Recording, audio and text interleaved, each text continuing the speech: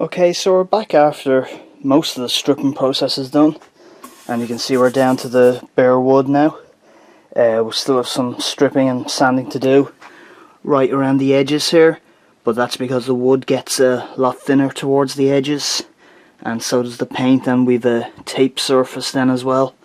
So we just want to take things a bit more delicately there than we would for the hard top and sides. A lot of stripping still to do on here. But as I said, I'd probably bring you back for any interesting parts that we were doing, for such as like in here and that, but none of it was interesting.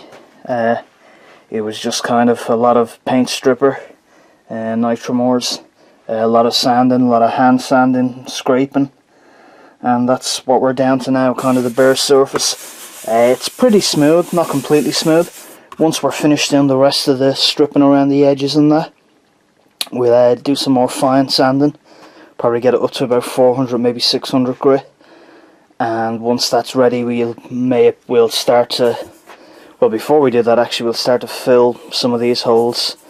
Like these are the bridge holes, but this is like, I'm counting about 8 or 9 different pickguard screw holes here, where I think if we are putting an original pickguard back on it, we only need about 2 screw holes.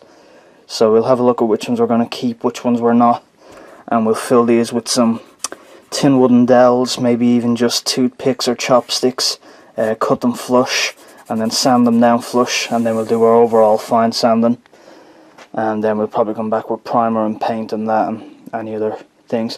One of the best parts about doing this complete strip is that all these little dings we had around the edge here, and there were some deep divots here, and that was all just in the paint.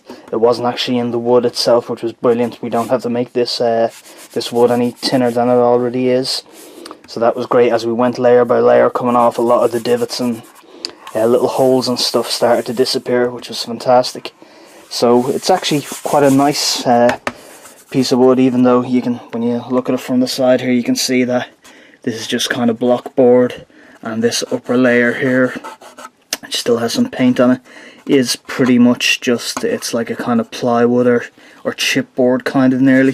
I think somewhere, I think the Americans call it masonite or something like that. I'm probably a million miles off there, but it's not a high quality wood. This isn't, you know, a slab mahogany body or maple or ash or poplar or anything like that, but still a great guitar, and looking forward. I'll probably bring it back next time just to show you some of the sanding, and then before we start to refinish it, probably with some primer to get us started, probably white primer, and then we'll start with our flat black then.